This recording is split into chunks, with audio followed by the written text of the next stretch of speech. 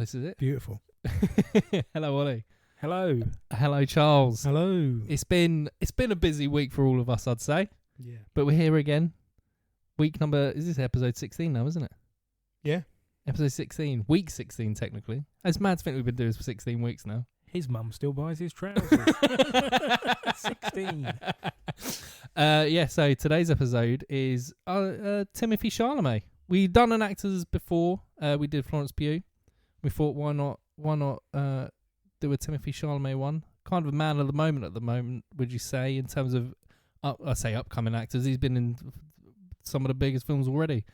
Played some of the biggest characters as well. And it's fitting that he is Paul Atreides and she is Princess Yularen. Yep. Yeah. As well. Yeah. In the recent Dune films. It's kind of like we've done, possible husband-wife combo. So, it's good. I feel like this is a nice one to, again, in terms of actors, a nice, easy one to do because he hasn't, similar to Florence Pugh, hasn't been in so much that there is so much to talk about, if you know what I mean. And there's another connection in that if you think of male and female actors, they've both been sort of billed as like the best of their respective generations. Meteoric rises. Yeah, they are very similar. So they kind of complement each other, being the first two to do our actor special one. They're around the same age. He's 29. 1995 he was born, December 95. He's 29. Do you remember how old Florence Pugh is? not from that long ago. We're not off to a great start. I think they are about the same age. Roughly the same age. Yeah. But so I'll do a little bit of introductory information on the man, shall I? Yeah. The man, the myth, the legend. The man, the myth, the legend on my big font. Writing. So born on December 27th, 1995, Timothée Chalamet has quickly become one of the hottest actors working in film today. Boasting a resume that most would be envious of, he has 36 acting credits and has worked with some of the most acclaimed directors, including but not limited to Christopher Nolan, Denis Villeneuve, James Mangold, Greta Gerwig, Luca Guadagnino. I'm pretty sure that's how you pronounce it. We talked about it last week and I might have butchered it. And Wes Anderson. He has performed in many different types of roles, portrayed some of the biggest characters from Paul Atreides in Dune, Willy Wonka in Surprise, Surprise Wonka, and the most recently Bob Dylan in the biopic A Complete Unknown. His acting has earned him multiple award nominations, but he has not won anything yet. His nominations include 2 Academy Award nominations for Best Leading Actor and 3 BAFTAs, 2 for Leading Actor and 1 for Supporting Actor. And he's only 29. Which is mad to think that somebody that young has already had 2 Oscar nominations and 3 BAFTA nominations. Wouldn't you say? Is it kind of unheard of? Is there anyone younger or about that age that have had that amount of kind of big awards? Adrian Brody was quite young when he got Best Actor for The Pianist. Al Pacino had loads of nominations, but I think he was... If you think about the start of Al Pacino's career, thinking about stuff like Dog Day Afternoon, The Godfather, he was in his 30s by that, but he was older than Chalamet is now. Yeah. Well, he got nominated for Call Me By Your Name, which was 2017. So that was 8 years ago. He would have been 21. I thought it was Beautiful Boy that he got nominated for. So, Academy Awards, he got nominated for Leading Actor in Call Me By Your Name and A Complete Unknown. He got nominated for Supporting Actor BAFTA for Beautiful Boy. But it was the same for Leading Actor. BAFTA was Call Me By Your Name and Complete Unknown again, same for BAFTA. But after watching... So, I did a bit of a kind of Timothée Chalamet binge this past kind of week, 2 weeks, fitting in what I could. And I'm very surprised after watching Beautiful Boy that he didn't get nominated. Yeah, man. For that. But we'll get into that when we get there. So, what was the first film that you saw him in? Knowingly, because the first film I technically saw him in was Interstellar, which at the time was 45 seconds of screen time? Yeah. And then I think the first thing that I properly saw him in was Dune. I think that was the first one where I kind of took notice of him properly. Like, I knew he'd been in Beautiful Boy and I knew he'd been in Call Me By Your Name, but I'd only watched these films literally in the past month. But the first time I saw him, actually where I was going to see a film properly was Dune. Yeah, for me, I think it was probably Lady Bird. Did you see that in the cinema or? I did, yeah. I think back in that cinema we all worked out.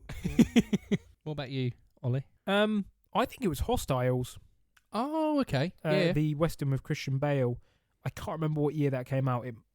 I think it was around 2017 again as well. Yeah, I think it was quite early in his career. And he plays the sort of green young man of their. I can't remember whether they're. I think it's Union soldiers. I haven't seen it for a while. It's a great film, but the premise is that there's a bunch of soldiers who have in their custody, in this small sort of settlement, a very, very old Native American, like First Nation American, and he is about to die, and so a high up in the army releases him into Christian Bale's charge and says, we're ordering you to escort him because of his notoriety and he's such a sorted criminal and he's got so many enemies. If we were to just release him, he'd probably get attacked. So he's going to get a military escort back to his I can't remember whether it's a reservation or just where his tribe lives, which is many miles away, and the film is like a journey. And Christian Bale is reluctant to do it because he's got history with this guy, and a couple of his friends were killed by Native Americans and stuff. And Timothée Chalamet plays the youngest soldier in that brigade. Okay. He's like the youngest kid on there, and he is very young. And it's quite a cliche, like he's the inexperienced but really eager and keen, trying to run before he can walk. Yeah. And all of the other sort of grizzled old sweats are like, just hold your horses there, kid. I can't remember if he dies or not, but is it a big role? It's bigger than his role in Interstellar. Oh yeah. Big, like it's a decent. I remember taking notice of him. It's an actual like a fully fleshed character, kind of. Yeah, I've got it on Blu-ray. I've revisited it once or twice, but I haven't watched it recently. Yeah. I should have done. I wanted to do what you did and try and watch some of his films this week, but as we said, trying to fit it in. Around our intro. Like I said, we're doing this with around full-time jobs and obviously other things on top of that. You know, it is difficult to try and fit stuff in. But yeah, on the Interstellar front, that was his first. Like, I think he'd been in a couple of bits beforehand, and little areas. But Interstellar was probably he said in interviews before as well that Interstellar was probably his favourite film that he's ever worked on, even though he's only in it for about a minute or two. Because obviously there's a bits in it before Cooper leaves to start, obviously go to the wormhole, and then he's when he comes back, I can't remember what the planet's called, but the planet that basically sets them. Like is it like 50 or 70 years into the future or something like that? Or I can't remember how long it is, and then he's watching the videos back that have been sent to him, and then he's in those videos, and then his character changes to Casey Affleck afterwards. Yeah so he wasn't in it a lot, and I think he had some scenes cut out of it, so he was meant to be in it more, but even though he wasn't, he still says I think that was the film that he enjoyed, probably because it was his first like massive set where he probably learnt so much from. Yeah. Nolan has a thing for. There's quite a few cameo parts in his films of actors that are now massive. Like I was thinking the same thing. Chalamet in Interstellar reminds me of Glenn Powell being in Dark Knight Rises. Yes, just in it for like a second, and now he's like one of the biggest leading men working. I wouldn't mind guessing that some of the like I say the kids, some of the younger actors in Oppenheimer. In like 10 years' time, will probably have like the same status as Chalamet and Powell do now. Yeah, I kind of feel like like you said, that Christopher Nolan kind of takes every single role seriously, even if it is the smallest role. He will take it seriously and want like kind of the best people for it. So after Interstellar, then I'd say probably is the big role that he got the Oscar nomination for, the notable film was Call Me by Your Name. So for those that don't know Call Me By Your Name, a quick synopsis. It's the summer of 1983 and 17-year-old Elio is spending the days with his family at their villa in Lombardy, Italy. He soon meets Oliver, who's working as an intern for Elio's father. They discover the heady beauty of awakening desire. Have you seen it at all? Once, yeah. It's not a film that I particularly like. I'll be completely honest with you. I first heard about it because of the controversy. I remember there was a bit on maybe not in like legitimate places like like in the press or whatever in the trades, but I remember on film Twitter, there was quite a few people. Yeah, there was quite a few people talking about it when it came out, because obviously there is a bit of an age gap. Between the two leads, and there are people talking about it in the same way that people spoke about like QTs and now the Sophia Gascon. It was sort of like it generated. Okay, that's where I first saw about it. I saw a couple of mutuals arguing about the representation of age gaps and that sort of thing. I watched it once. It wasn't for me. I didn't hate it, and he's good in it. Did you get a chance to see it in the end? No, I didn't. I was kind of put off later on by just Armie Hammer. Yeah, the Armie Hammer situation. It's on Prime at the moment. I probably will get around to watching it, but I just So I wouldn't have probably gone out of like I really like Luca, the director, like we were talking about this earlier, like I love Suspiria. The other film that we'll end up talking about, Bones and All, I watched that this week. I really like that as well. So as a director, I really like him as a director. But I probably still wouldn't have seen this film if it wasn't if we were doing this episode. It was only because we were doing Timothy Chalamet. I thought, oh well, it's an opportunity to then watch it. I didn't really like it. It struggled to capture me within like the first hour and a half, because it's like a 2 hour 20-minute. It's quite a long film. Yeah. The first hour and a half, I thought Timothy's acting was okay in it. I was looking at it thinking, like, at the time I was like, I can't see the nomination acting. Like it was fine acting, but it just that first section felt a little bit not wooden, but like it was just kind of, it was okay. It wasn't standout for me. And then the last 40 minutes I loved. I really liked the last 40 minutes because the characters then end up actually having a kind of a relationship that they both now know that they both want, and it kind of felt like they relaxed a little bit. And genuinely at the end of it, so basically at the end of the film, so they get together, they end up like having sex and stuff like that, and having a bit of this kind of like summer fling, and they fall in love together. And then Oliver, played by Armie Hammer, he ends up having to go back to America, leaving Elio, and then obviously Elio's upset, and then he gets this phone call, I think it's around Christmas time, and then he finds out that Oliver's getting married, and he's like crushed and he's heartbroken. And then just the last shot is Timothée Chalamet just at the fire, just crying, and the representation of that shot was, for me, it was so heartbreaking because he feels so alone in that moment, but there's stuff going on behind him. The credits are rolling at this point. The credits are going on, and it's just literally about 3 minutes of him staring into this fire whilst the dinner table was being set up behind him. And it was like this representation of just like life carries on and life is happening around you, but you could just feel so alone and depressed in that moment. And the last 40 minutes of it, I loved, but I just wish the whole of the film was kind of like that last 40 minutes. Sorry to go on a bit of a rant, but but yeah, I thought I think that he probably would have. His acting in Beautiful Boy, for me, was more deserving of an Oscar nomination than his acting in this. Is kind of where I'm getting with it.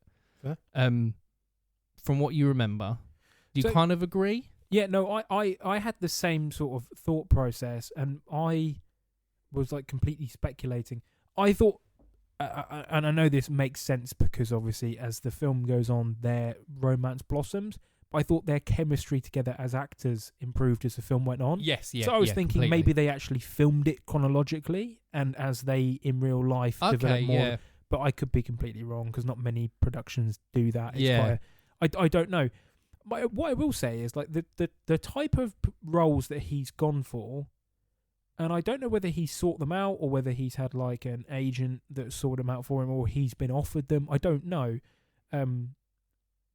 Well, I suppose he at the end of the day, he has, whether or not he sought them out to begin with, he has final say whether he accepts or declines. Yeah. But the type of roles, Beautiful Boy, Call Me By Your Name, these are sort of like, I hate to use the phrase Oscar bait. These are the type of roles that like actors go for when they are hunting for, but it never seemed like that. He has said now, and I think his acceptance, what award did he receive earlier this year? I couldn't tell you. It'll be something for complete unknown. I can't remember. I can't remember which one it was. Might be like Emmy, maybe, or Golden Globe, or possibly. a SAG award or something like that. I can't remember. But he had like an acceptance speech that went viral because he didn't really the sort of done thing is to downplay yourself and sort of hype up the people around you. But he really did sort of like be quite upfront about it and say, look, I want to be the best. I want to win these awards. I'm seeking these awards, and I want to be the best of my generation. And it was a nice speech, but it's just sort of not what you expect to hear. It's usually a lot of thanking other people and putting yourself down. He didn't do a lot of that. So maybe he has been, from the age of like 18, 19 years old, cherry picking the roles that are going to showcase his ability. I mean, I'm sure all actors do that to a certain extent, but maybe he was doing that. I don't know. It didn't come across that way. No. When I was watching it. Yeah. I remember as well, it kind of went viral on Twitter for the peach sequence. That became a bit of a meme in and of itself. I was not expecting that. Yeah. So I genuinely didn't know anything about this film, apart from I knew that it was a gay romance. It was about a gay romance blossoming, and obviously the kind of the age gap, and that's all I knew about it. So when the peach scene happened, he was just eating a peach in bed, and I was just like, okay, it's just eating. And then obviously that happened. I was like, oh, okay. I wasn't expecting it. It literally, it pretty much threw me off guard. I think that was a turning point, because then after that the peach scene is a. Did you know the peach scene? No. So basically, he's at this point they've both they've had sex for the first time, haven't they? They've kissed and they've had sex for the first time. And it's kind of like, it's awkward, but it isn't awkward. They're kind of like playing on it at each other a little bit, and he's just upstairs, or he's in this room and he's eating a peach, and he's taking the pips out and he's throwing the pips on the floor, and then he's just like, it's just the sound is horrible. It's like the sound of him putting his thumbs in it, and then he just ends up fucking a peach, and then coming in the peach, and then he just puts the peach on the side and then goes to sleep. And then he wakes up when Oliver walks in the room, and he's like, "How you're right?" And he's like, "Yeah, I've just been asleep." And then he sees this peach, and he knows straight away what he's done. He's like, and this bit made me feel a little bit ill. He picks the peach up, and he's like, "What would you do if I just?" And then he sticks his finger in and licks a little bit, and he's like, "No, give it back, give it back." And, and he goes to take a bite. Okay. And he's like joking. He's like, and he goes to take a bite of this cum-filled peach, and it was just. That whole scene just threw me off. I was like, it was something I was not expecting. So that was the peach scene, and then after that, and then that's as if you could call it gross. That's as gross as it gets. It's not like the whole film has these weird little gross bits. It was just a random bit. It's sort of, those are the two. It went sort of like viral on Twitter at the time, and the peach thing became a bit of a meme. And then obviously there was a bit of discourse.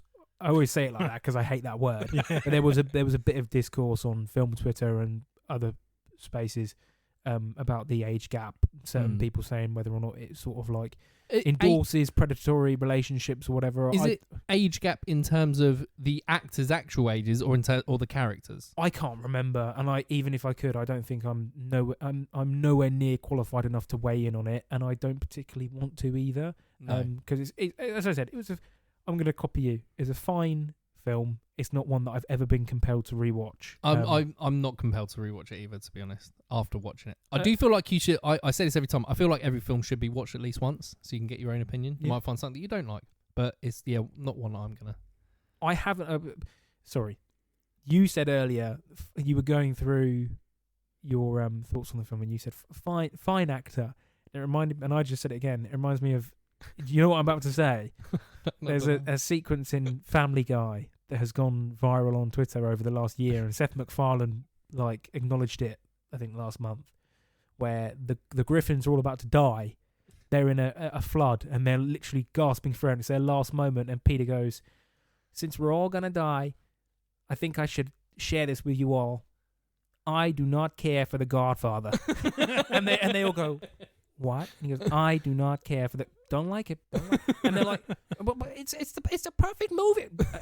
Everybody always says that to me. I can't get into it. Don't like. And they go, but Al Pacino, Robert Duvall, and he's like, fine actors, fine acting, just wasn't for me. And it sort of went viral on Twitter because whenever there's a film that sort of like everybody loves, people often quote retweet it with that clip of Peter going, "I did not care." That's how I felt when The Batman came out. Because everybody, especially my two close friends from school, they loved it. And you guys know how much I love cape shit and Batman in particular. And I would see it and I was like, it's fine. I was like, I wouldn't rave about it, and I've only seen it twice. And they were both like, "Oh my god, it's the best fucking thing ever. It's the best Batman." I was like, I did not care for The Godfather. I'm aware that my Peter Griffin sounds a little bit more like a Kennedy. A New Yorker or more than a Boston guy. Yes, yeah. But what can you say? I'm tired, all right? I'm tired. I'll work on my Peter Griffin impression.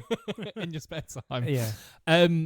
So yeah, after that, so that was in 2017, and then I think he had 4 films released in 3 films released in 2017, I think. Anyway, so the other film that was released after that was one called Hot Summer Nights.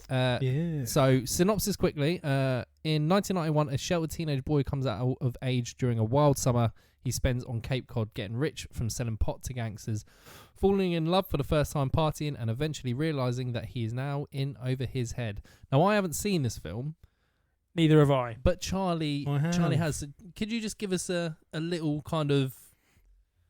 Yeah. Like, kind of comparing my a role? Thoughts? Yeah. He is the best thing about the film. I believe it's an A24 film that was kind of buried. Actually? I think it was buried. I don't think it did well at all. Again, I did not hear of this film until we were doing this episode. Casting wise, it's got the lady from Longlegs in it too. Micah Monroe? Yeah, those two are great in the film.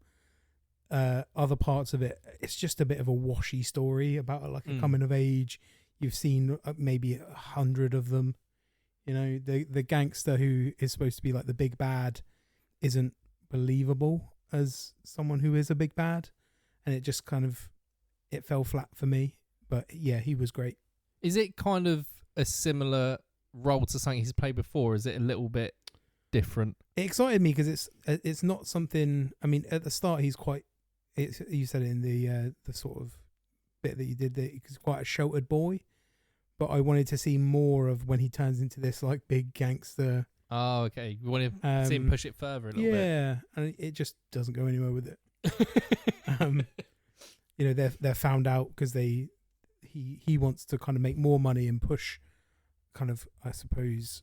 He's getting a bit cocky with it. Yeah, just not fighting in his weight class, and he wants to kind of get bigger, more money. And there is a weird scene where there's a girl playing a piano and like the big gangster's house. He's in, I don't know what the actor's name is, but he's in Prison Break. Oh. He plays the sort of FBI agent who goes to hunt down Schofield and whatever. But and he just like shoots into the wall. It's just really strange, but it's a strange scene. But yeah, I mean, is it kind of like a film that you could see he's got a bit of spare time, wants to do something a bit indie? Yeah, possibly. Because we were talking earlier about him possibly cherry picking films. Would this have been like a cherry pick because it's an A24 indie kind of?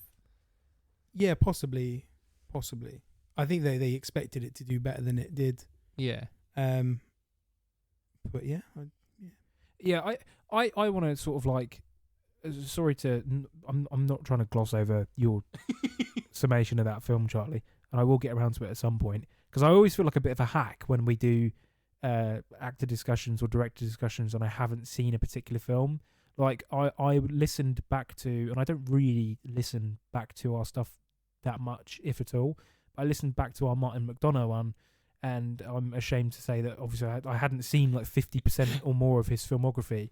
And I was just cringing at myself, being like, I haven't watched that one. And I was like, what the fuck are you doing? Being on talking on a film podcast when you haven't watched. But anyway, I will watch it at some point. Yeah. And what I was going to go on to say is like, what I meant earlier about my cherry picking thing is, to use an example, think about like, I think Leo in The Revenant, as amazing as that is, you can, I don't know if you guys can understand what I'm trying to say, or if I'm verbalizing it the right way, explaining myself adequately. It kind of feels like he has picked it to get awards. It feels like he is to have a chance at getting exactly because he's been snubbed so many times.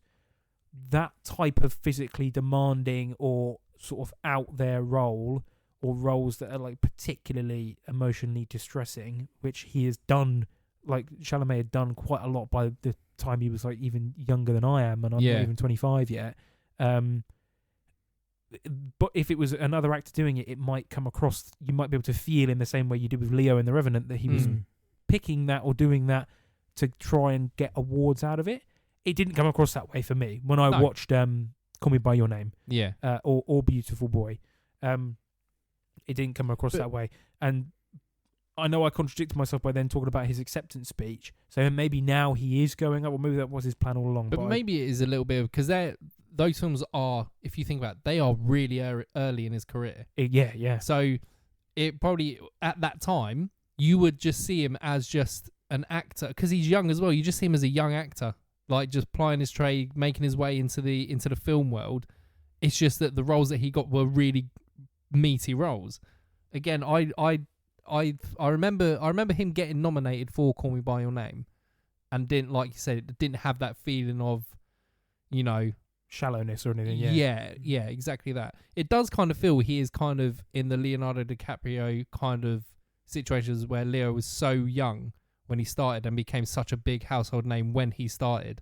Yeah, their trajectory is quite similar if you think about. Same with Johnny Depp as well. Yeah.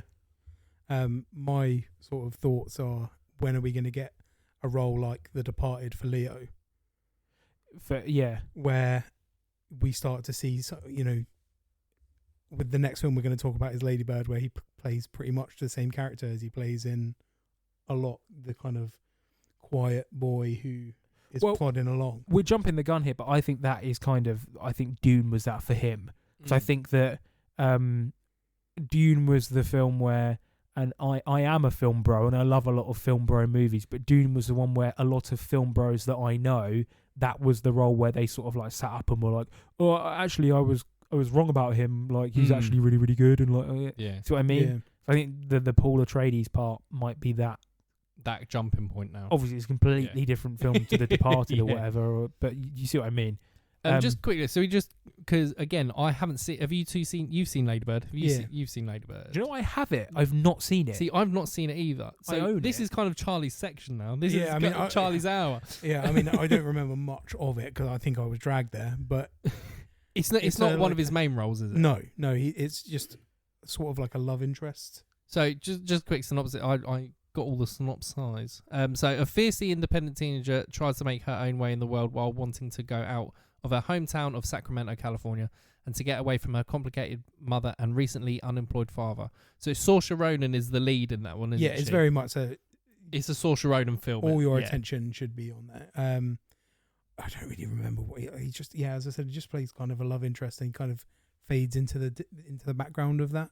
So apart from I think we had this discussion off microphone at one point, is that all the roles that he's had, apart from, because we'll talk about it a bit more, but like they're kind of, those three films are the teenage boy kind of role, right?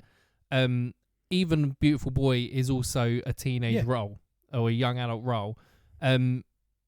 Is that at what point do we think that he starts? Because obviously the Bob Dylan as well. The Bob Dylan film, A Complete Unknown, is that when he started as a teenager?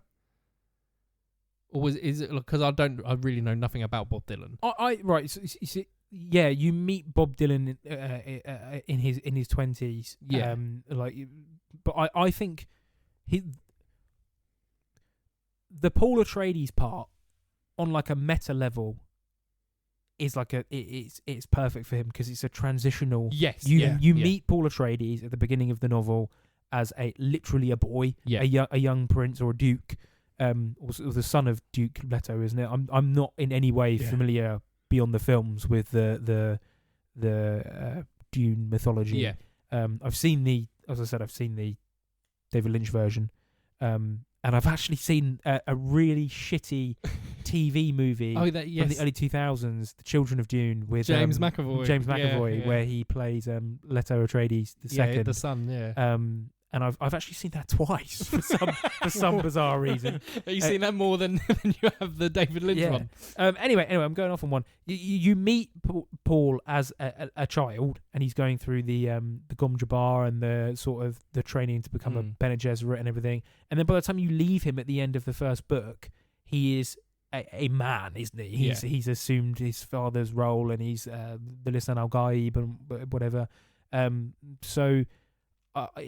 you see the character change or the transition. I was going to say you see Timothée Chalamet kind of grow up a bit as the role goes on, but that sounds really cheesy and stupid and pretentious. But it kind of is true, isn't it? Because he really does seem like a completely different person at the end of Dune 2 compared to when you meet him at the start of the first film.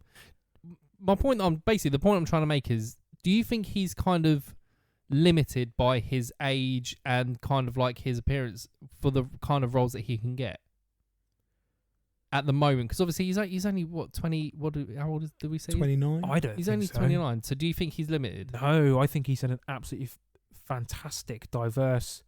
Oh no! Every character he has played has been completely different. Exactly. But at the same time, like the kind of they're all still around the same kind of like that early teen. I know he's 29 now, but they're all that kind of late teen, early 20s kind of age. Well, this is why I think that the Dune role is this sort of like watershed moment thing. Because he's his moment to push on. He at the end of that second film, when he defeats Austin Butler and he's commanding the room and he's using the voice and shouting, he is fucking scary. He is a commanding presence. He is a man, and physically he hasn't changed really. He's still quite scrawny, and Chalamet is obviously known for his sort of like androgynous looks. He's very, very slight, but he's scary. Yeah. He commands that room, and I think off the back of that, you could, obviously with a bit of movie magic, he could basically do anything. You could cast him as like your big cape shit superhero in a Marvel thing if you wanted to,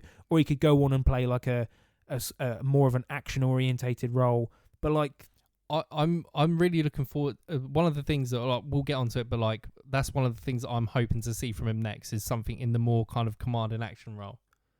From what I've watched these past weeks, just quickly. So we'll talk about Beautiful Boy, because that was the next film after like his kind of awards push after Call Me By Your Name, and quite a heavy role. I think definitely heavier than the heaviest role he's played. Would you say possibly? In terms of the character and the story behind it. So just quickly, after he and his first wife separate, journalist David Sheff, played by Steve Carell, struggles to help their teenage son, played by Chalamet, who goes from experimenting with drugs to becoming devastatingly addicted to methamphetamine. Directed by Felix van Groningen, I need to learn these names, man, and based on Sheff's best-selling memoir, Beautiful Boy, a father's journey through his son's addiction. So his role in this is pretty much he's a teenage boy who is discovered, pot and stuff like that, but then he starts experimenting with cocaine, but then he ends up taking crystal meth, which is widely known as the most addictive drug that you can do, probably more addictive than say like heroin and stuff like that. Well, fentanyl's probably going to give it a run for its money. We're not drug experts at all. No, but it's what's quite a good point in that film is that they explain why crystal meth is so addictive is that it kills your nerve endings. So then you have to take more crystal meth to then get that feeling, but then the more you take, the more your nerve endings die, which is what makes it so addictive. But his role in this was fucking... Shout out to Steve Carell in this as well. Steve Carell in this is incredible. This was, I think, probably the only thing I've seen Steve Carell in that's serious and not a comedy. So Foxcatcher, the wrestling film, was that before this? It was. I think so. Because that I felt like he kind of like went through a kind of indie serious kind of section for a while. But in this film, he's acting in it. For me, this is the one that shows me the most in terms of his being able to play a lovely, caring son, brother. But then he can just switch when he's accused of taking drugs, even though he is. He like being devastated, like when he's hard, like everything he does is a roller coaster of emotions that he has to portray, and he does it so well. When did you go to cinema to see this, or was this a? I didn't see it at the cinema. I think I saw it on streaming. Yeah. What did you think, Ollie? Did you? Think you've seen Beautiful Boy, haven't you? Yeah, I didn't see it at the cinema. I watched it at home. I did a double bill with that and another film that came out around the same time, another drama. Bear with me. Carry on talking while I find out the name of, because I can see it in my head, but I can't remember the name. Yeah. I will never watch it again. This Beautiful Boy gave me the same feeling as Requiem for a Dream afterwards. Yeah. That I don't want to watch it again. I feel awful. It's because it ends on a kind of somber moment, doesn't it? Yeah. Because it doesn't end with like the Hollywood bright stars ending of he's overcome everything, he's sober. It ends with him having an overdose, nearly dying, and he's in hospital, and that's where the story ends. Obviously, at the end, afterwards, it has like the actual like the true moment is that he's been sober 8 years and blah blah blah. But if you don't have that moment, you don't genuinely know how that character is going to survive because at one point it's a continuous. You think he's finally over it. Like he ends up graduating college and then he ends up doing it again. Doesn't he also then he later on in life he sees a girl that he went to college with who he had a fling with, and then doesn't he end up getting her onto the meth as well? And it's just it is a heavy subject. It is a heavy film. Like you, I will probably not watch it again because of the themes there. But in terms of for a first time watch that I only finished last night, it is that for me is his, without seeing A Complete Unknown, is his performance that was worthy of an award more so than the previous one.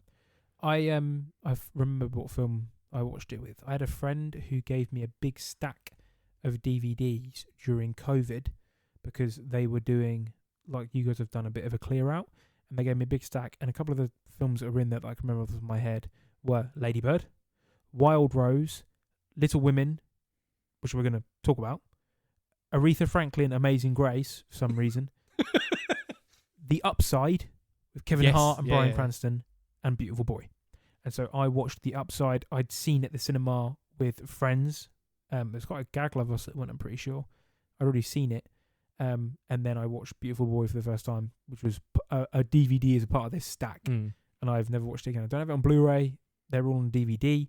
And I watched The Upside and Beautiful Boy on the same day. In what order? Because it's very important. It's very important what order you did it in. I watched Beautiful Boy first, and then put on The Upside afterwards because I was like, I remembered because Kevin Hart's in it. I remembered it being quite funny, but The Upside is quite sad as well in places. Did you see the original Untouchable? It was originally a French film called Untouchables. No. So I saw that first. So I saw Untouchables first, and then like a year or two later, it came out that they were doing a remake, and I haven't seen The Upside, the Kevin Hart remake one, but the French one is, like you say, it's so, I found it so uplifting. It's one of those films where there's so much hope in it, and it's one of those films where you come out feeling, even though the guys are say, like there is a lot of kind of like you say sad moments in it, like the guys disabled from the neck down and that.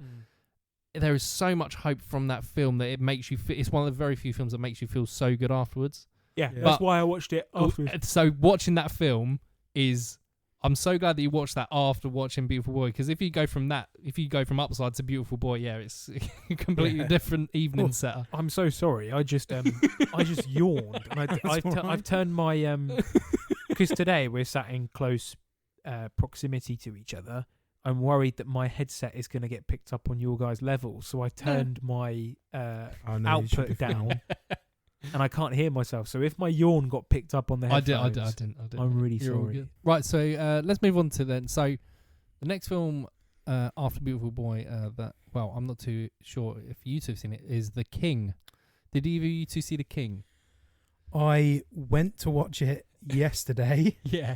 And then it was like 2 hours and 40 minutes. It's like 2:20. I was like, oh. So I watched this Saturday morning, I think. It was my turn to get up with Logan.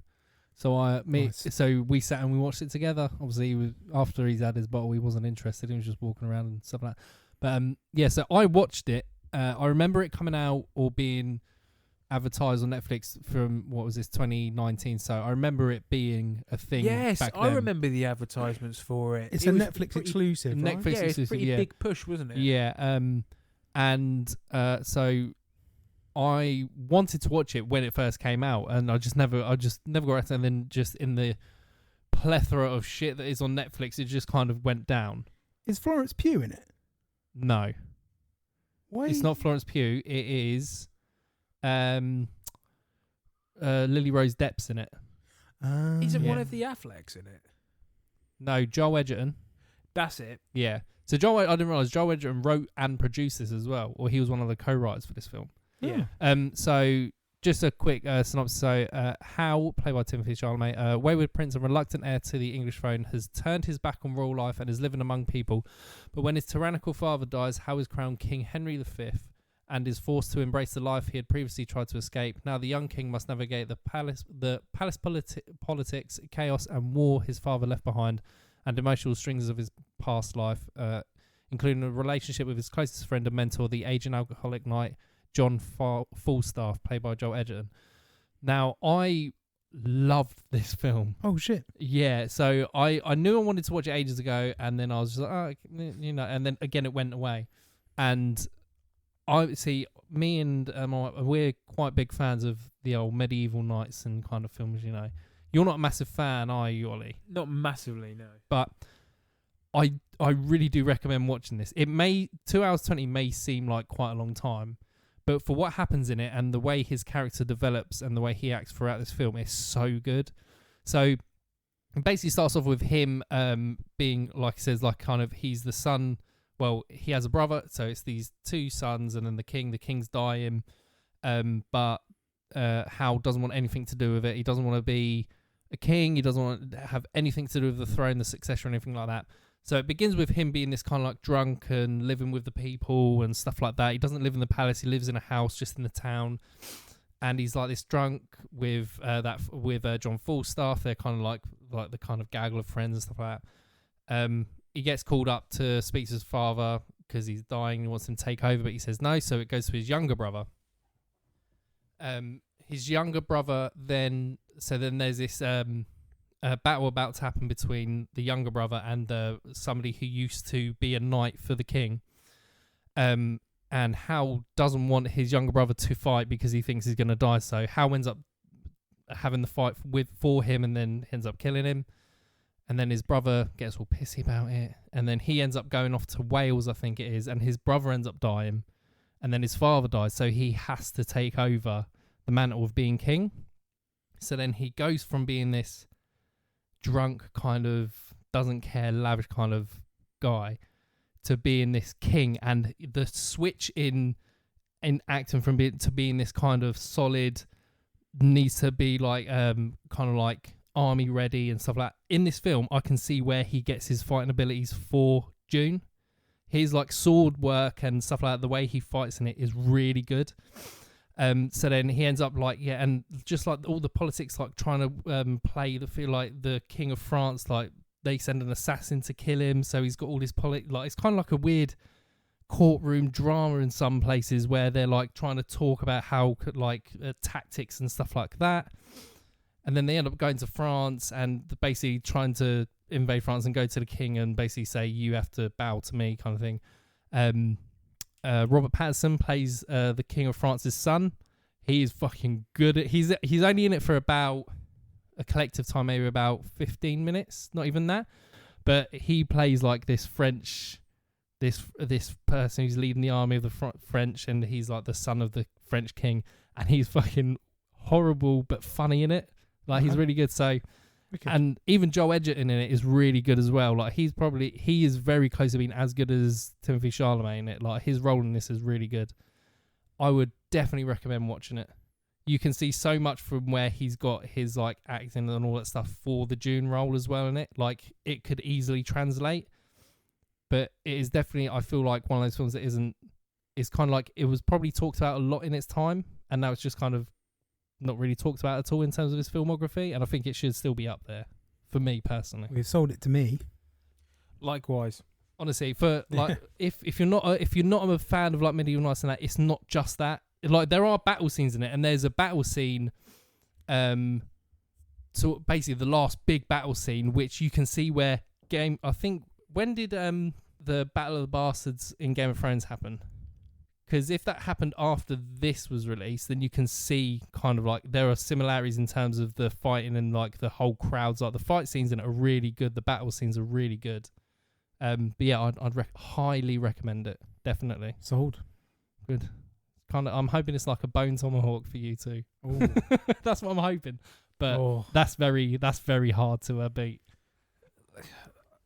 I'm really, really tired, but I could go into an impromptu 2-hour episode about Bone Tomahawk right now. Man. That film, I put it on like a Sunday afternoon. I was tired. I just got into bed, and I was glued to it. Yeah. That's. Well, we're going to talk about it in a few weeks' time when we do our unconventional westerns episode. So we'll get to chat about it a little bit then. So after that little kind of me section. After that was Little Women, again in 2019. We talked about Little Women a fair bit in the Florence Pugh episode because Florence Pugh was kind of one of the actresses there that came out and really stole the film. This was it wasn't a massive role for him, but again, it's just all these roles that he plays really well. He plays the person that marries Amy March, right? In the end, he wants to be, to begin with, he wants to be with Saoirse Ronan and I can't remember the character's name. Joe, I think. So he wants to be with Joe, but then he ends up with Amy. But actually, turns out they actually really like each other. And this is the first time we see them both on screen before obviously Dune happens. There's not really a lot to talk about in him in this film, is there? Because like you say, he plays the kind of like a standard role, but plays it really well. Because that film is all about the sisters, isn't it, really?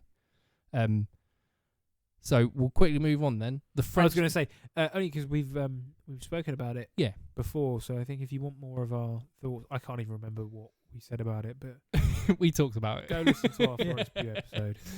Yeah. The French Dispatch was his next film, which was 2 years later, but there was a reason for that, because it released the same year as Dune, so I'm assuming he was pretty busy. Has anyone seen The French Dispatch? Yeah. You seem really happy about that. Are you a Wes Anderson fan? Do you know what? There are a few of his that I absolutely love. He's not somebody who I will go out of my way to see all of his films. Mm-hmm. I particularly loved Isle of Dogs. Yeah. I have 4 of his on Criterion Blu-ray, but I did not enjoy The French Dispatch. It's this sort of almost like an anthology film with 3 vignettes set in France. One, if I remember correctly, the opening one is about Léa Seydoux as a prison guard, and she becomes the muse of a prisoner who is played by your boy from License to Kill, the tanned fella with the big hair. He was in The Last Jedi. Can see him now. Bizarrely, a couple of people before have told me that I kind of resemble him, and I'm like, do you know what? I'll take that. Who's the guy in The Last Jedi who betrays them? He breaks them out of the prison. Adam Driver. No. That's fucking Kylo Ren. It is, yeah. Breaks him out of the prison. In The Last Jedi, he goes on the quest with Rose Tico and Finn, and then he snakes them out at the last minute. He betrays them to the First Order. Oh, Benicio del Toro. Benicio del Toro. I don't know why there are so many better films that he's been in. I do like License to Death. Right. I love License to Kill, and I love The Last Jedi, but those aren't particularly films that films, people. Yeah, so I don't know why I thought of them. But anyway, I'm going massively off topic here. Benicio del Toro plays this prisoner that is an artist, and I think he falls in love and has like a fling with the prison guard.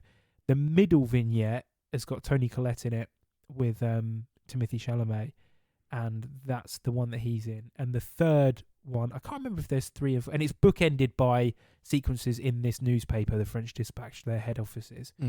I've only seen it once, seen it in cinema. The third vignette is the one that I enjoyed the most, and it has your man of the moment, the new Commissioner Gordon, black guy who's in Westworld. I know what you mean, yeah. I'm kicking myself. You can tell how tired I am. I love him. He's great. I know exactly who you're talking about. Commissioner Gordon in The Batman, in Westworld, Felix Leiter in Casino Royale. He's been in loads recently. Yeah. Voice of the Watcher in the MCU. Please, someone find out for me. Anyway, he plays a food critic, and it's about him travelling to these exotic places in Paris, writing about food. What's his name, Charlie? Jeffrey Rush. Jeffrey Wright. Right. Not Jeffrey Rush. Yes, Jeffrey Wright. Jeffrey Yes. Rush. I do also love Jeffrey Rush. Yes. Captain Barbosa. Yes. But anyway, that was the most interesting one. He's a food critic, and it's about him going. I think he goes to have food at like a policeman's ball or something. And the least interesting vignette that I found was Timothée Chalamet's one. Really? And I'm 90% sure it's like a, if memory serves, and I could be wrong, so please do feel free to correct me if I am. He is like a young revolutionary who is getting, he's part of like a teen movement, and he's getting interviewed by a seasoned journalist who is played by Toni Collette. I'm pretty sure it's Toni Collette. It's like a woman of her stature and age, and they end up falling in love and having like a fling, a romance. So it's kind of a similar role to Call Me By Your Name in that he is the younger. Oh, okay. And it plays into the sort of the vulnerability of his positions in these romances, because he's quite a slight man anyway. He's not very robust. He's not very tall. He doesn't have. As we discussed, you told us about The King, and then obviously we're going to get on to Dune. When he has to, he can play a really commanding role. But physically speaking, he's not a very imposing guy. He doesn't cut a very large silhouette, does he? So like going toe to toe with Toni Collette, who is quite a statuesque woman. She's got like that Sigourney Weaver kind of build. Yes. Yeah. She's not small, is she, Toni Collette? No. It again kind of takes on this like age gap kind of bizarre sort of relationship, and I can't remember if it ends happily for either of them or whatever. They sleep together, and she's sort of questioning her journalistic integrity because she's supposed to be covering these people and trying to remain objective, but she's having an affair with one of them. She's been sent in because there's riots all around Paris or something. I might be massively remembering this wrong. Is it, from what you remember from the vignette that he's in, then is there any comedy in it? Because with Wes Anderson, the whole thing is kind of comedic, but I'd say that's the most serious one out of the three of them. Because I was interested to know if it was more comedic, like that kind of Wes Anderson witty kind of comedy. If that type, because apart from, did any of you seen Don't Look Up, the Netflix film Don't Look Up that he was in? So he plays a kind of comedic role in that a little bit. He's not in it for very long. But I was wondering if that role was a bit different to what he's played before in terms of like a comedy kind of role. If there, again, I really can't remember it that well. The cinema that I saw it in was at the cinema we used to work at, and it was in a very, very the smallest screen that we had. Yeah. So it was it was sold out. It was packed because after like 2 days of being out, it was already pushed to that screen.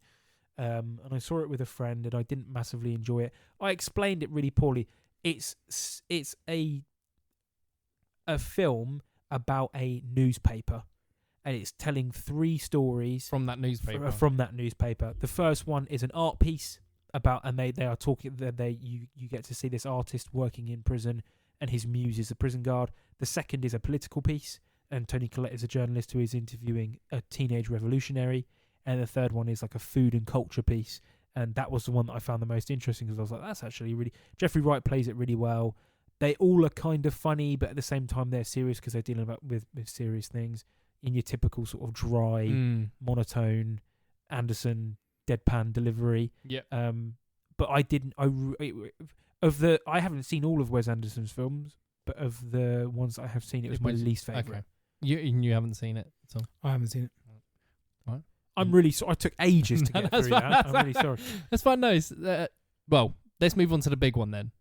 I assume the big one for all three of us. His first appearance as Paul Atreides in Dune was his next one, which is why there was a 2-year gap between his first film, or not his first film, the film prior to French Dispatch, and because they both came out the same year.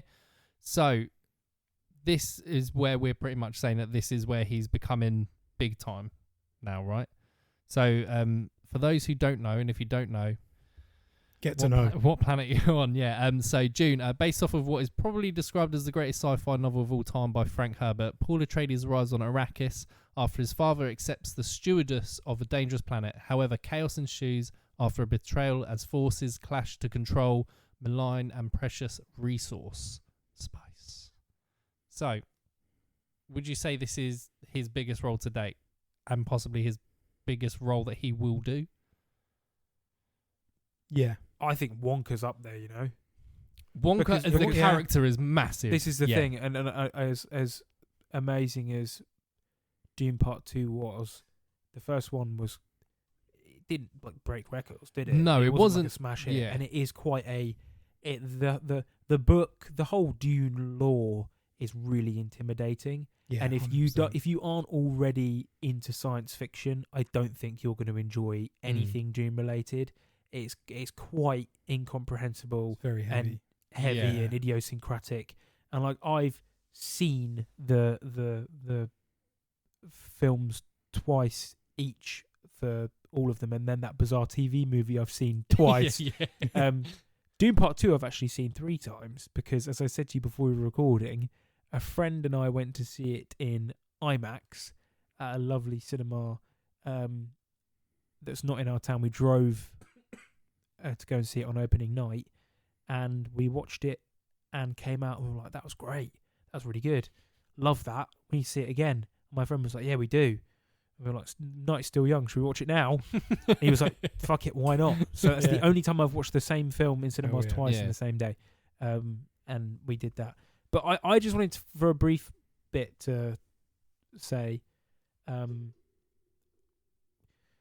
was talking a bit earlier about how like Leo and the I haven't prepared this, what I'm about to say, so I'm a bit all over the shop. I feel like there was a sort of attitude,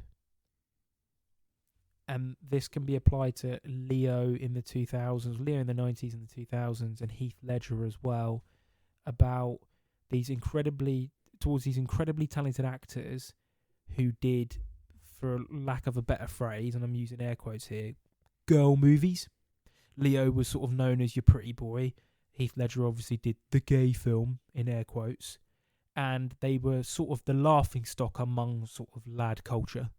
If you're in like a sports team or a bar or whatever in the 2000s, it was sort of a thing. And I remember the reaction to when Heath Ledger was cast as the Joker. People were like, what's he going to do? Kiss Batman even though he's a boy? Because he's in the gay cowboy movie. And then it came out and all of those people immediately retracted their words and acted as though they were the biggest Heath Ledger fans in the world because they were doing something that is a traditionally blokes film, you know, and they did a traditional, conventional masculine performance, right, as opposed to the other things that they were known for. Same with Leo and the Revenant and Wolf of Wall Street. Leo was like the laughing stock of men for years, and like people were making Titanic jokes even when I was at primary school about Leonardo DiCaprio, the gay guy from Titanic, and then suddenly he does the cool Martin Scorsese drug movie and the really metal cowboy film where he fights a fucking bear, and then it was suddenly really cool to love Leonardo DiCaprio. I want to say that I'm kind of guilty of the same thing with Timothée Chalamet in Dune, in that I made jokes about him when I was like a teenager, not to that degree, and I wasn't like insensitive or whatever, but I sort of wrote him off as being like, oh, he's that like the guy from the chick flicks. And then I watched Dune and I was like, Jesus Christ, this guy's pretty cool. I need to retract what I said. And I think I tweeted at one point like, oh, I owe Timothée Chalamet an apology.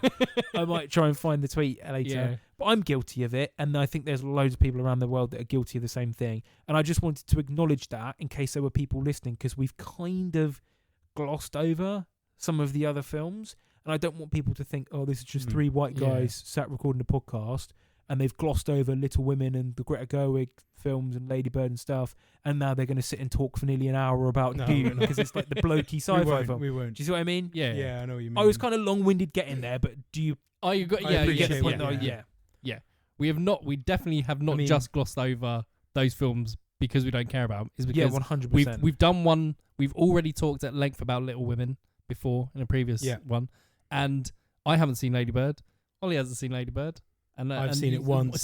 So there's not really a lot that we can talk about. And I also don't really want to talk about Dune for that long because I didn't massively enjoy the first one.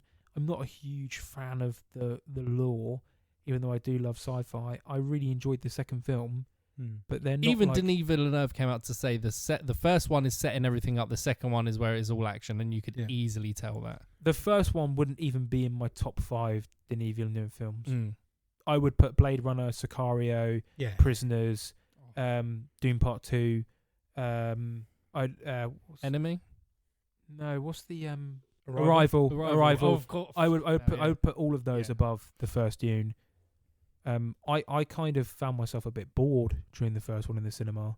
There was a lot of talking. Yeah.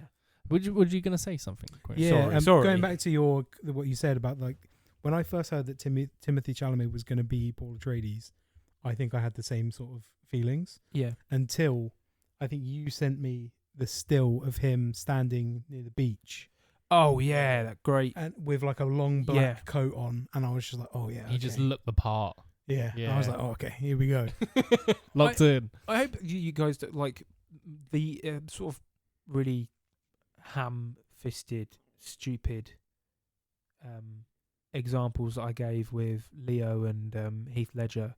You guys get what I was saying? 100%. Yes, yeah. 100%. Do you remember the jokes like? Because I remember being at school. I remember a lot of people taking not so much the Brokeback Mountain stuff, but the Leonardo DiCaprio, the whole Titanic. I remember at school people usually using him in that film as a mechanism for taking the piss. Yeah, it's like Leonardo DiCaprio was a shorthand for like pretty boys, you know, it was like a joke. I remember, same thing at primary school.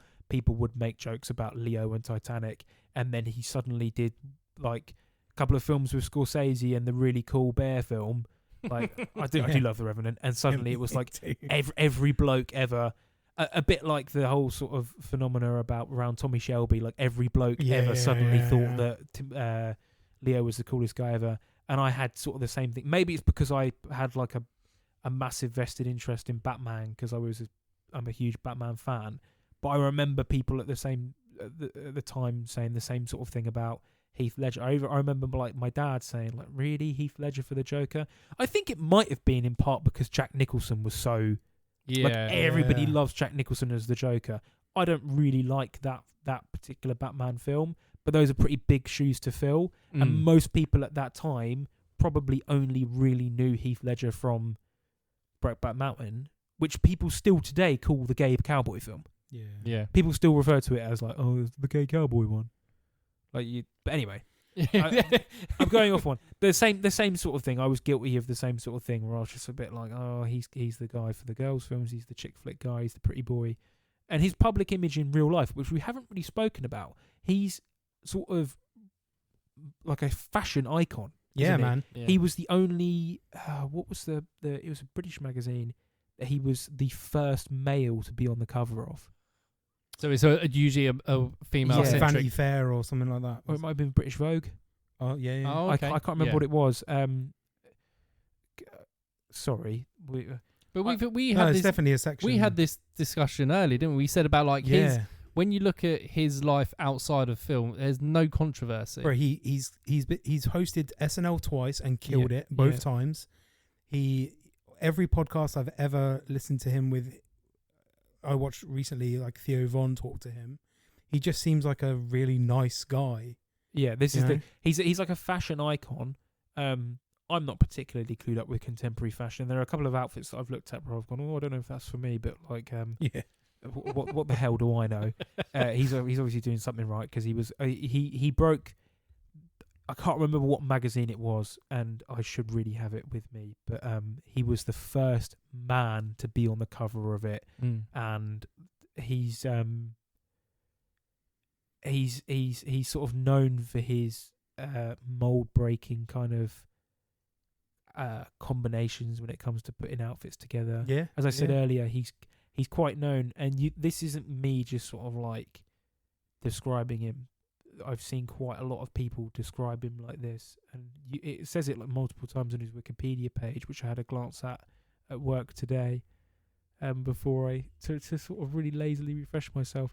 He's sort of known for his like androgynous looks, like he's very, very not your traditional masculine leading man. Do you know what I mean? Yeah. Yeah, he has a very good jawline though. That jawline it's sharp. Yeah. You could cut paper with that. Yeah. No, I know exactly what you mean. He is.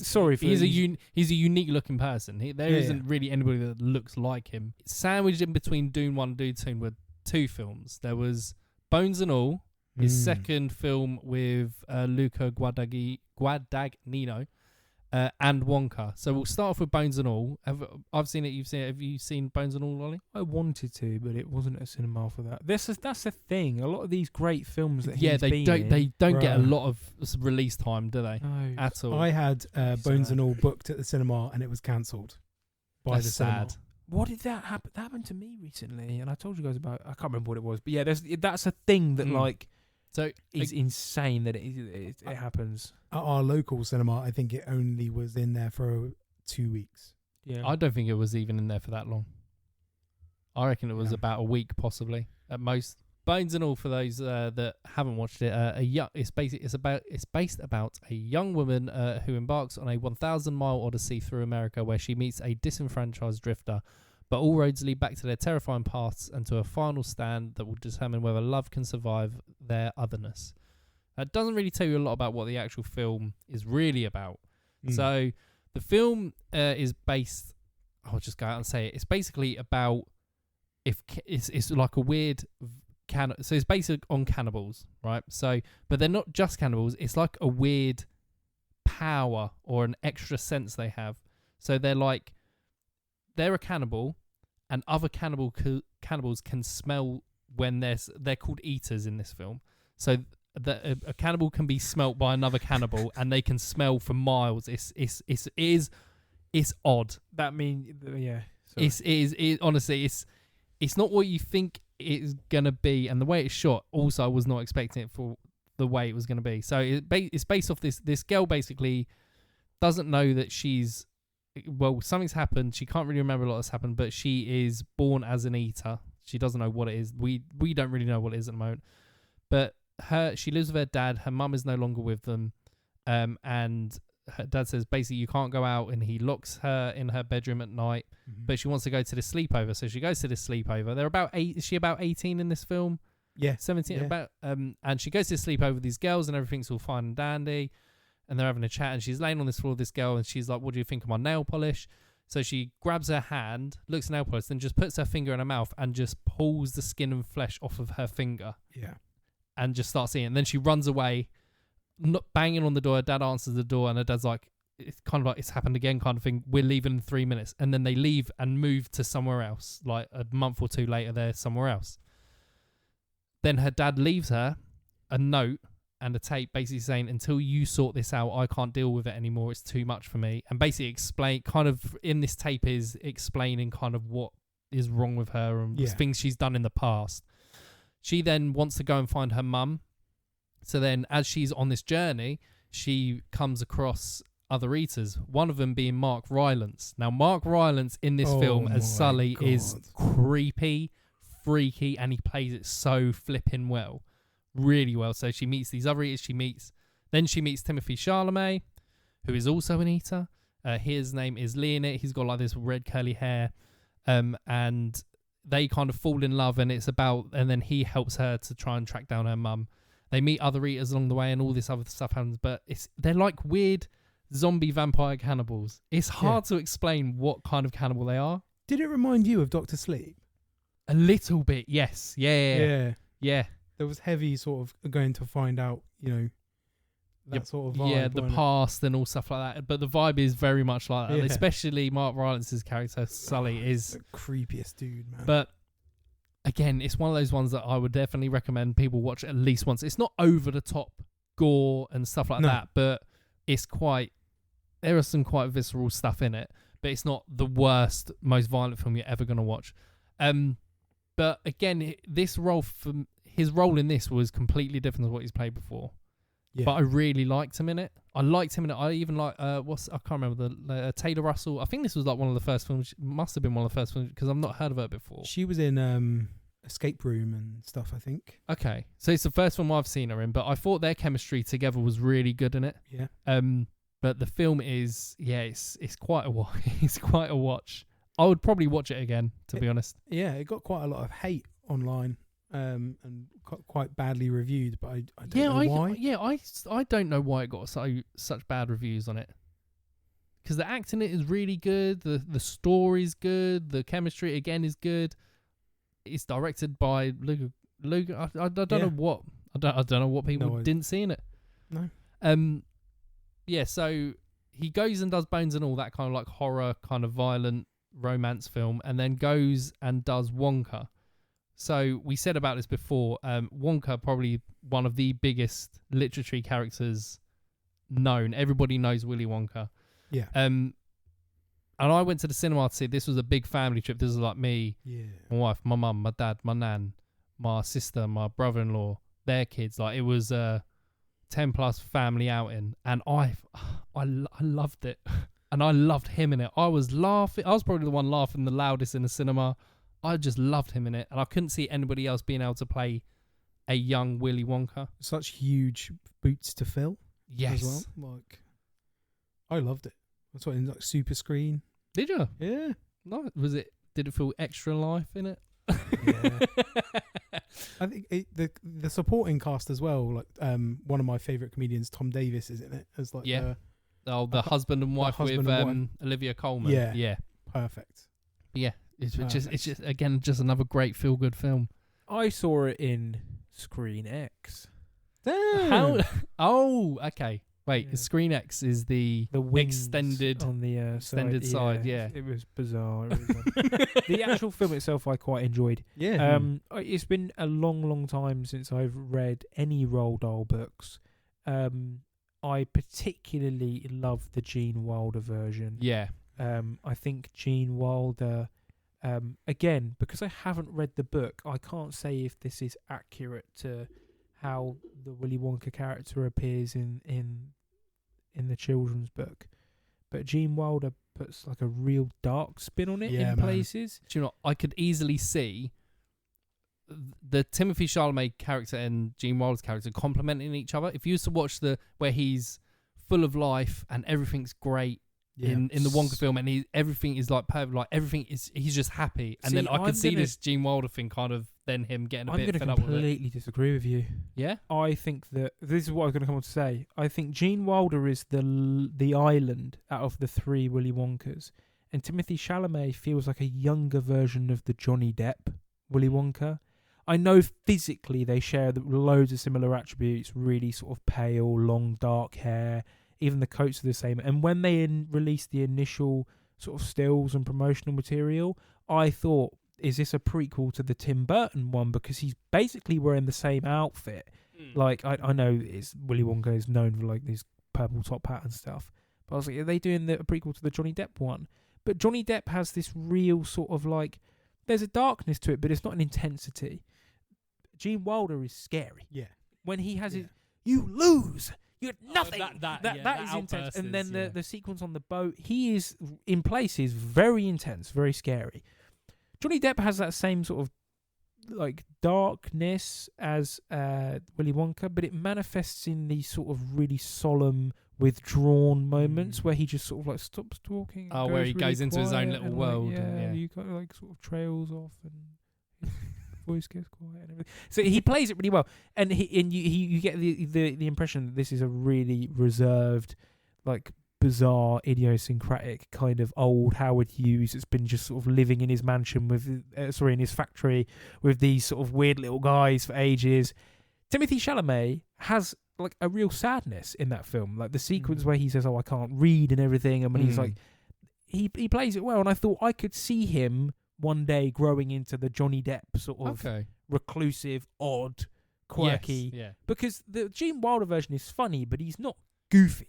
He's not quirky. No. Whereas Johnny Depp in that film is like, that is peak Jack Sparrow, Johnny Depp, 2000s, just sort of like every other word he's saying with like a weird voice, sort of like swaggering around like he's drunk, like campers a row of tents. And I could see Timothée Chalamet Wonka growing into that version. But I really enjoyed it. It massively exceeded my expectations because I was like, really? A Willy Wonka prequel? You know, when you watch things like South Park and Family Guy and they do like boardroom skits where they're talking about like, you got all the Hollywood guys sitting around and they're pulling deliberately stupid ideas out to make fun of how shit Hollywood is. And it'd be like, Adam Sandler is in a movie about the prequel to whatever. Do you see what I mean? What's the one that keeps coming up for me now is the Family Guy where is Passion of the Christ 2, Crucify This, but now we're getting a Passion of the Christ 2. Yeah. There's a South Park gag where they're talking about how many shit films Rob Schneider's done, and as the episode progresses, he's like, Rob Schneider in doop doop doop doop, and it's just sort of, that seems like one of those bizarre, like Trey Parker and Matt Stone taking the piss, being like a Willy Wonka prequel where he's a gritty teenager that immigrates.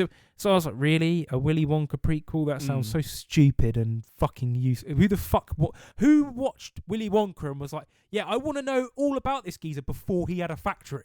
Like, the only reason you watch Willy Wonka and the Chocolate Factory is because you want the Chocolate Factory.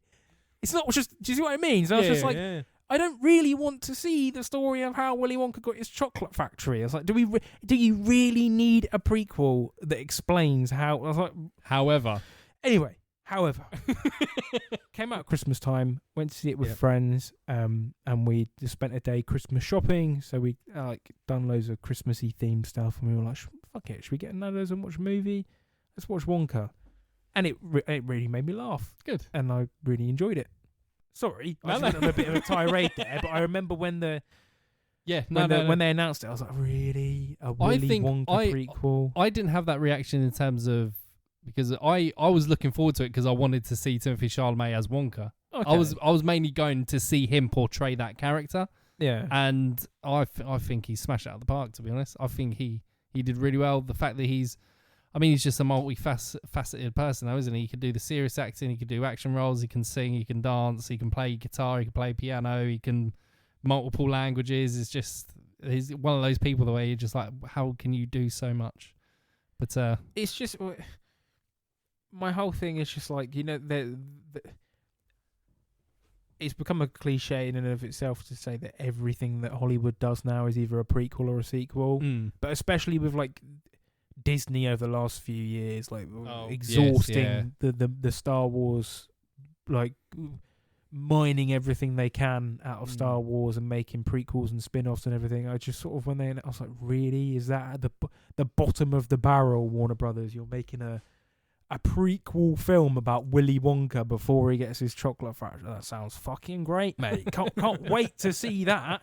Just like I really wanted to see the Nanny McPhee sequel and really wanted to see the Han Solo prequel and all this sort of stuff that doesn't need to exist. Like, just leave it alone. The original's fine. I don't care how Han Solo got his striped trousers or how. Do you know what I mean? It's just all like, fuck off.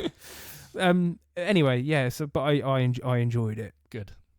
So we jump. Well, I feel like we're going to end up talking about Dune Part 2 at some point, and we've already kind of covered it. So, did you want to jump to A Complete Unknown? Well, Dune Part 2 is probably my favourite film that he's done. Do you want to do a quick? We'll do a quick. Yeah, because we didn't really talk about his performance. We just sort of glossed over it. Yeah. He again, big shoes to fill. Not in that the Kyle MacLachlan version is like heralded as like one of his better performances, but he is he's a great actor, obviously. Yeah. And even though that film kind of stumbles a bit, he's still great. It's Kyle MacLachlan, so. I weirdly, if David Lynch was still here, I could see Timothée Chalamet being in one of his films. Yeah, I could see David Lynch casting him because he has the same sort of style as a young Kyle MacLachlan, and that he can pull off the real sort of innocent boy next door, like really straight and narrow, earnest guy, but at the same time with like intensity, darkness, capacity for like violence or whatever. You could slot him into that Blue Velvet role pretty easily. Exactly what I'm thinking. You could put him into Blue Velvet. You could almost have if you had to do a 2025 remake of the first season of Twin Peaks, I reckon he could do a good Agent Cooper. Just sort of this quirky, really optimistic guy that just like can't be defeated by the world or whatever. But in Dune 2, I think that's the one. Obviously, it has an advantage in that that's the one where shit actually happens. Yeah, that's the really gets to show off his physicality and really be the commanding presence. Yes, yeah. But would you say it's especially in that one, that like you said before, we touched on it previously, that is the film where you see his character develop a lot within the space of was it 2.5 hours long, however long it was. Yeah. That character jumping from being this boy from the first film to turning into a man and into the Messiah. Yeah. It's the way he's done that is actually quite like he has to carry the film because it is about Paul Atreides. The film is about him. And again, it's the same. It's a story that has been told so many times. It's Lawrence of Arabia in space and everything, but he puts his own unique spin on that type of character. And towards the end, in particular, like I keep going on about how he has this real capacity for darkness. Paul Atreides, by the end of the initial story, before his children are introduced, is a monster. Yeah, he's not a good guy by the end of the story, and eventually, at the very, very end, he does realise that he can't take humanity down the golden path, and he forsakes it, and his son has to carry on and become the God Emperor and stuff. But he still commits like a global intergalactic genocide, doesn't he? He lays waste to multiple planets. And he does like it's a completely different person to how you find him in the first film, or in the start of the story. But I really enjoyed it. You were talking about the sword play in The King, the sequence where he fights Austin Butler. You could have heard a pin drop on the I don't think I heard anyone breathe in the show that we were at. It's very intense. But again, I think that is definitely, we said before, that's probably the turning point in terms of him as an actor. It is, from now on, it is kind of I can't see him really going back to anything smaller at the moment. He has I've said it quite a few times this episode, for quite a slight guy, he has a really deep voice, doesn't he? Especially, I know they obviously do things in the mix and modulate it for when he's doing the Bene Gesserit voice, but even still, he has a real deep voice. And it's commanding, the way he uses it and the way he speaks and struts around. He is a commanding force. Especially in the scene, sorry to cut you off. The scene in the cave. In part 2, where, again, a pin drop moment. Yeah. Oh, where he's addressing the monologue. Where he's addressing all the I can't remember what the race is called. The Iraqians. I can't remember what the race is called. Fremen. Sorry, addressing all the Fremen and The one thing that I said earlier, I don't really want to turn into a Dune chat, because Dune is like Star Wars, one of those things that people are obsessive over, and I'm a total novice and I don't really know what I'm talking about. But the one thing that I do want to see more of, and if they are going to do Messiah and it's all actually happening, I want them to delve more into the weirder aspects. Like the gilding navigators that are like giant heads in jars. People that have like taken so much spice melange that they've literally mutated and have got vestigial limbs and all that sort of stuff. There's and the Lynch version goes massive into that. Whereas there's no trace of that in the Villeneuve films, and I want them to do that. So I think where, obviously we'll just go over it quickly. I think where it stands at the moment is that Villeneuve is obviously doing Messiah. They've actually brought it forward because he wanted to do something in between as a palate cleanser, but decided against it and is now kind of fully on that, which I think starts filming this summer. And then after that, he's not doing any more Dune films afterwards. If they carry it on, it's going to be a different director, where I think they would then have the opportunity to do the big God Emperor Dune worm and all that stuff, because he says that for him, after Dune Messiah, it gets too complicated. The lore is quite involved, and he feels that he doesn't want to do anything past Messiah.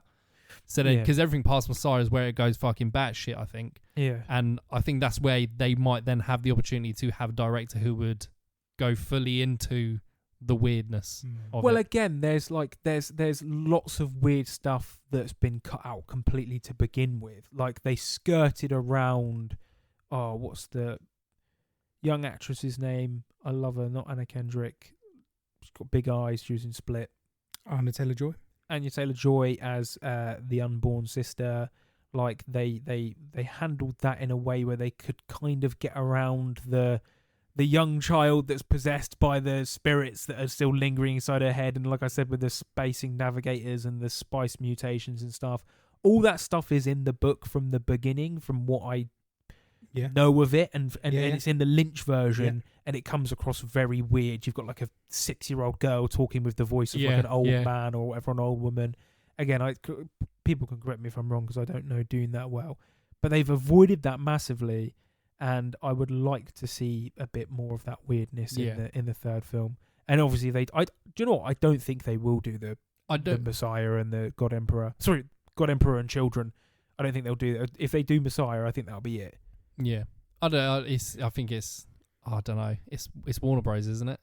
Yeah, they'll probably milk it. They brought out a series that didn't do well. Oh, so it's the base of the Sisterhood of the Bene Gesserit, isn't it? I don't think it moves forward without him. Well, you talk about the palate cleanser. That's that's basically what Nolan did with the Batman films, isn't it? 'Cause he did Begins, then Prestige, then The Dark Knight, then Inception, then The Dark Knight Rises. And I get the impression from what I've sort of read of both Nolan brothers in interviews, neither of them really wanted to do The Dark Knight Rises. Yeah. I don't know whether they were contractually obliged or they felt like they had to do it. End the trilogy, yeah. But people often say, like, oh, the third one, his heart's not in it, you can see that. I hope that's not the case for... I don't think so. No, he loves Dune way too much to think that, I've just got to do Messiah. He's always stated that he will do Dune as a two-part and Messiah. He said he will do Messiah because I think that's the last one the book he really enjoys and is really involved in. He's always said that he wanted to do Messiah. So it's not a case of, I have to do a trilogy. It is a case of it's what he wants to do and where he wants to end it. But anyway, let's get off of Denis Villeneuve. So the final film then to talk about is the most recent one, is A Complete Unknown, which he got nominated for Oscar and BAFTA for lead and actor. Directed by James Mangold, based off a biopic of Bob Dylan. I haven't seen it. Ollie, you went to see it, did you not? And Charlie, have you seen it? No. So Ollie, just roughly, I think I can't remember if we had a chat about this before. I can't remember. But is it basically pretty much just Bob Dylan from when he first started out and got discovered to up until it's sort now? of. I have to admit that other than like his main hits, I was not particularly familiar with Bob Dylan, right? I think maybe people could give me a pass in that I'm a 24-year-old in 2025 and Bob Dylan peaked like 30 years before I was born. But anyway, I wasn't particularly familiar with him outside of like the what he's like culturally ubiquitous for, like the songs that everybody knows. Yeah. I didn't enjoy it that much. I James Mangold's a massively mixed bag for me. When I like his films, I love his films. Things like Logan, and Walk the Line. Yeah. But then when he's off, like Dial of Destiny is one of the worst films I've ever seen in a cinema. It was I've used that sort of phrase to describe things before, and people say, no, how can you say... Because I said that Rise of Skywalker is one of the worst things I've ever seen in a cinema, and people say, no, there's millions of films that are worse than that. And I'm like, yes, there probably is, but relative to the caliber of the talent involved, for it to turn out that abysmal, considering it was made... The same thing with Indiana Jones, right? Considering it was made by Walt Disney and Lucasfilm, they've got more money than most small countries to throw at this. They've had over 10 years to crack the script. Steven Spielberg, one of the greatest artists, not just filmmakers, one of the greatest creators of all time, was working on it for years. James Mangold is not like he's not a newbie to any of this. It should have been good. Yeah. That it was that bad is laughable. Same with The Rise of Skywalker. You think about how many amazing people worked on that film. For it to be as bad as it was is shocking. I know I'm going off on one. The Complete Unknown, I found him really unlikable in it. Well, as in Timothée Chalamet, as in the character? Yeah. Or the whole... As a lead, I found him really uncompelling. I didn't care whether he succeeded. He's aloof and cold and rude to almost everybody around him. Yeah. And again, I don't know enough about Bob Dylan to say whether or not people. I read up afterwards. I read interviews with the real life people that the film was based on, right? And they obviously did. The people, those that are still alive, did interviews in the run up to the film and stuff. And so I read some of those. and some people have said that it was kind of accurate.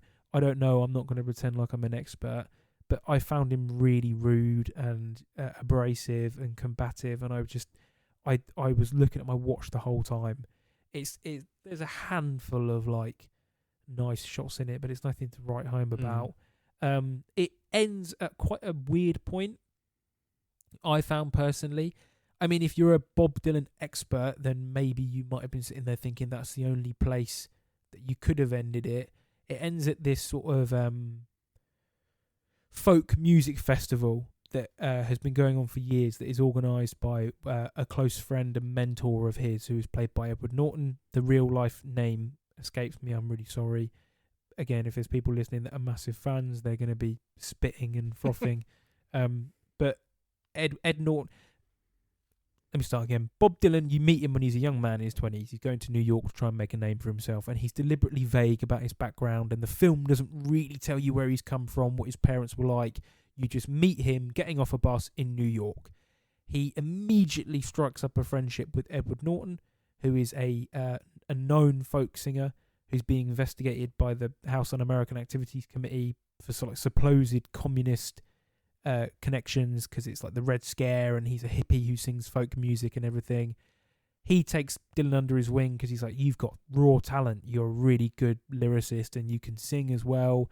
And it's about their friendship as it sort of deteriorates, as Chalamet goes up in like global recognition. He starts to become more of a aloof guy. He's rude to the people around him, he treats people badly.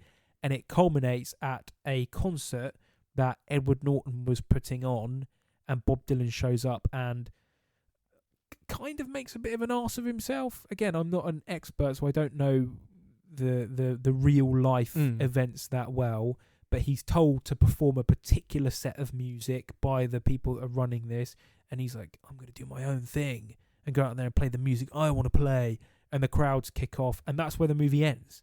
Oh. And it only shows, considering Bob Dylan is still alive and had a very storied career after that. Yeah, he's like one of the only, I think he might be the only musician to win the Nobel Prize for Literature for his lyrics. Had a really interesting life.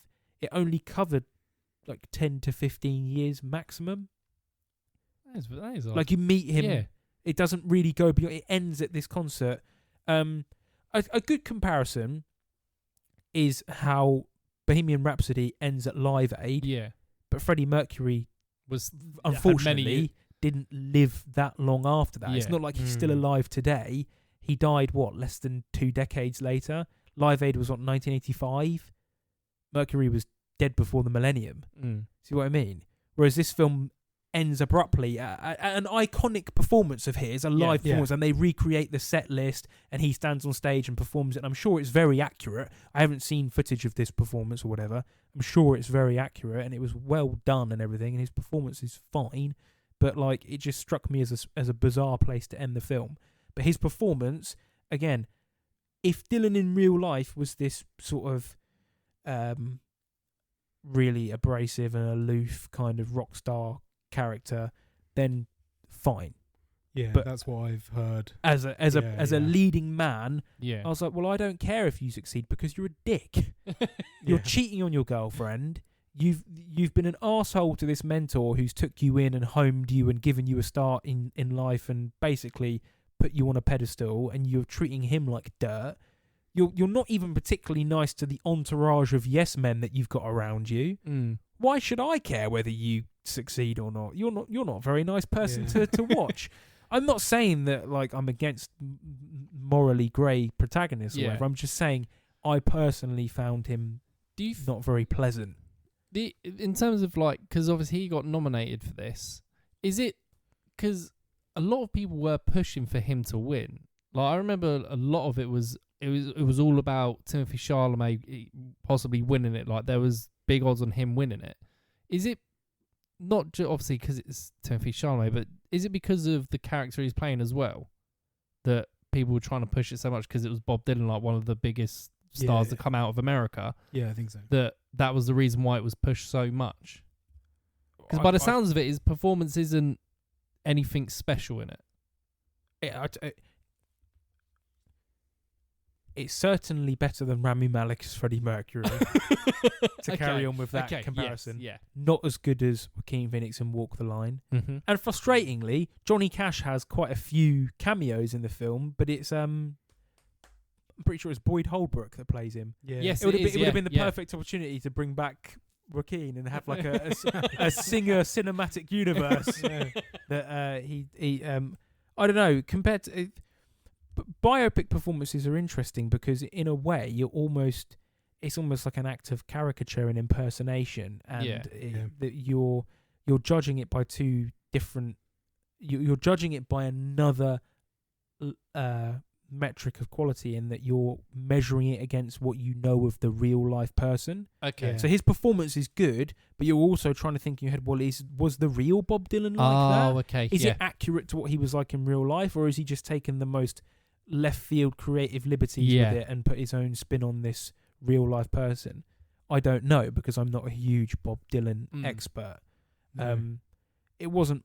I don't know. I didn't enjoy it that much. The friend that I saw it with didn't enjoy it, and we saw it in IMAX, and we were one of, I think, 5 people in the screen on a Saturday night. Wow. Okay.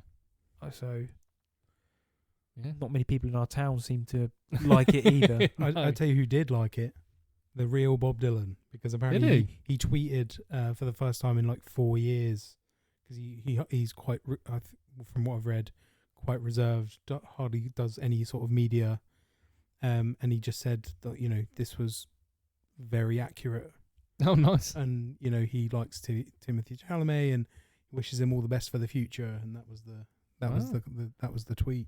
I tell you what, I remember saying to my friend when we came out of it, because it was rated 15 here in the UK, and Bob Dylan obviously known for being quite a womanizer when he was younger, and like almost every other singer of that era, dabbling in drink and drugs and whatever. It was weirdly very sanitized for like and the accuracy to the locales and the mise en scène, the costumes and everything was great, and it was a really convincing depiction of New York at that time, but there was like hardly any grime or sex or drugs or booze, and it just felt a bit odd. And that I don't know, I'm reaching a bit here. That could have been a bit of a way to ease the audience into him being a bit more of a dislikable person, because you could say he's obviously got problems with substance abuse or drink. I don't know whether the real life Bob Dylan did. From what I've read on Wikipedia, apparently he did at some point, like most people, have problems with either drink or drugs. I know he was a womanizer.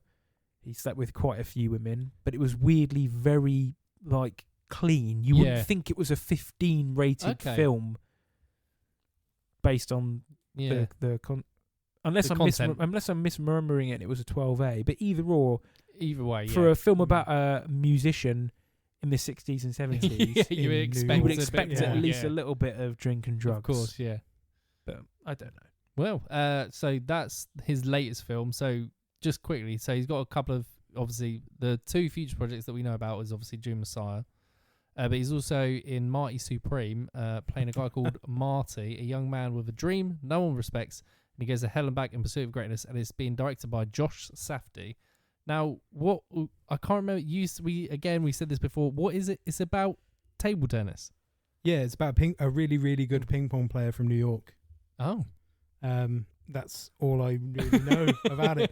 But from the same director as Uncut Gems, so I'm looking forward to it. Yeah, it sounds like it'll be again another different role for him.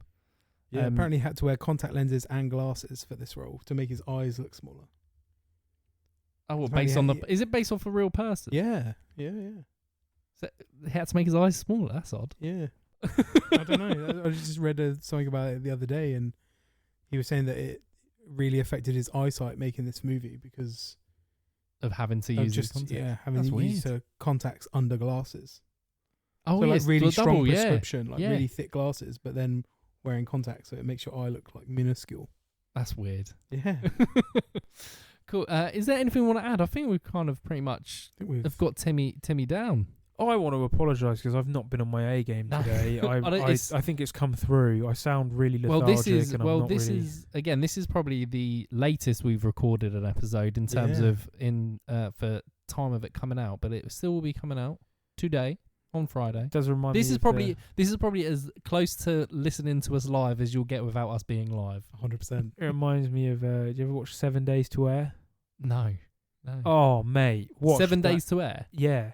So you know that South Park, I don't know if they still do this schedule, they made each episode a week. Yeah. Oh, so the release, it came out on Saturday night, Comedy Central. Yep.